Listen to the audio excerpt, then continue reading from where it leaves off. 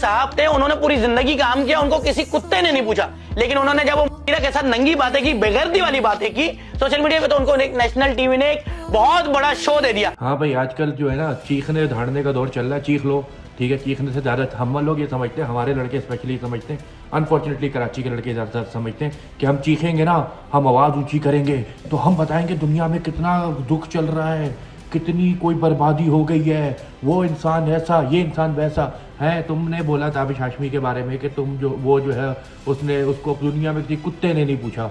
मेरे भाई वो TCS के अंदर सबसे बड़ी पोजीशन के ऊपर रहा है, बाप पोजीशन पे रहा है, ठीक है। मर्क्स जिसके स्पेलिंग भी तुम्हें नहीं आते होंगे ना, उसने उसके अंदर भी काम किया हुआ है, ठीक है। वो कनाडा गया, वहाँ की इमिग्रेशन भी उसने हासिल की हुई है, डंकी लगा के नहीं गया था, कैपेबल था तो गया था। IBA से वो पढ़ा हुआ है, ठीक है। सर सैयद से इंजीनियरिंग उसने की हुई है, ठीक है। तुम्हें पता ही नहीं ना किसी बारे में, तुम्हें है कि चीख लूंगा मैं बता दूंगा ये लोगों ने मुआशरा खराब कर दिया।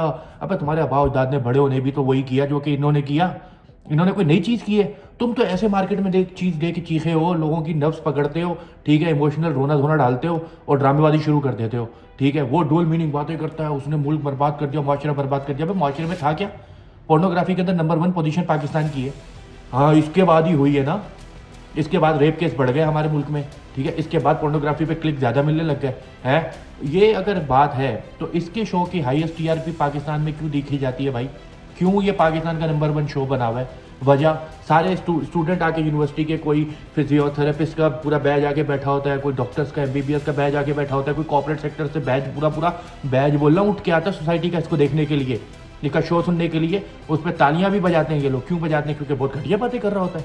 अबे भाई, इंटरटेनमेंट किसी चीज़ का नाम होता है, तुम्हें इंटरटेनमेंट नहीं पता, तुम्हें ये पता है हर चीज़ में रोने धोने डाल दो, ठीक है। अब आपके बड़े क्या करते रहे?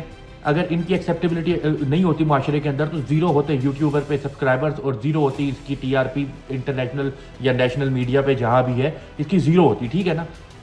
आपके घर में देखा जा रहा है, ठीक है, घर वालों को देखो, आपके इर्द गिर्द देखा जा रहा है, उनको जाके बोलो ना देखो या वो लोग देखना छोड़ दें। पूरी दुनिया जो है ना वो गलत है।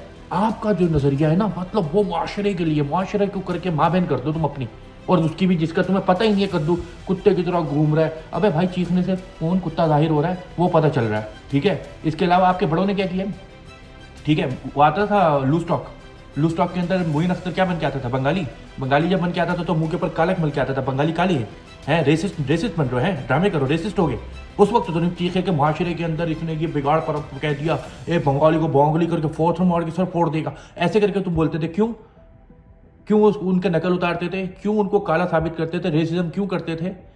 ये लसानी फिरका वारियत और ये और वो माशरे में ये हो गया, टोपी ड्रामे क्यों करते थे उस वक्त?